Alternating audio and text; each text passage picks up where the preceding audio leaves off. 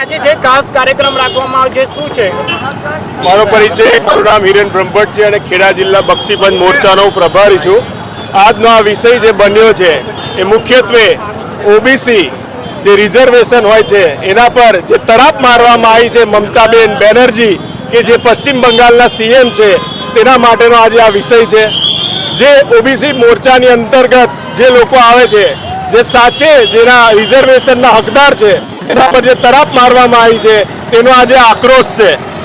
હાઈકોર્ટે જજમેન્ટ આપ્યું છે કે 2010 પછી જેટલા પણ ઓબીસીના સર્ટિફિકેટ આપવામાં આવ્યા છે એને સ્થગિત કરવામાં આવે। અને આવું તો હોઈ શકે કે સીએમ થઈને જે સંવિધાન પદ પર બિરાજમાન છે એવા મમતા બેનર્જી એવું કહે છે કે હાઈકોર્ટનો ચુકાદો અમે માન્ય નહીં રાખીએ।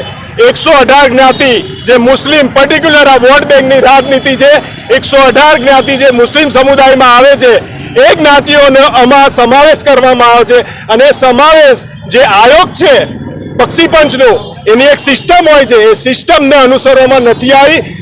સીધું એ સિસ્ટમને અનુસર્યા વગર આ આયોગની અંદર બક્ષીપંચનો સમાવેશ કરી દેવામાં આવ્યો છે। આ તરાપ અમે સહન નહીં કરીએ તે માટે આજે ખેડા જિલ્લાના પ્રમુખ અમારા મેન બોડીના મહામંત્રી સૌ બક્ષીપંચના ઉપસ્થિત છે અને અમે આ આક્રોશ વ્યક્ત કરી રહ્યા છીએ। આજે કેન્દ્ર સરકાર દ્વારા મમતા બેનર્જી સામે રાષ્ટ્રપતિને આવેદનપત્ર આપવામાં આવશે અને 356 નો ઉપયોગ કરવામાં આવશે કે કેમ? જો એ 356 નો ઉપયોગ છે તે વિશે હું વધુ જાણતો નથી એટલે એના પર હું કોઈ ટિપ્પણી કરવા માંગતો નથી। પણ આજે હું બક્ષીપંચ તરીકે જે આયોગમાં કોઈ એનું સંવિધાન પદ છે તમે આ કઈ રીતે તમે માની શકો કે કોઈ સંવિધાન પદ પર હાઈકોર્ટનો આદેશ માને ના અને એની જગ્યા પર આ બેન એવું કે મારી તાનાશાહી કે હું હાઈકોર્ટને માનું નહીં એટલે એકદમ તાનાશાહ છે। આવી તાનાશાહી આપણી લોકશાહીમાં એને સ્વીકાર્ય છે જ નહીં।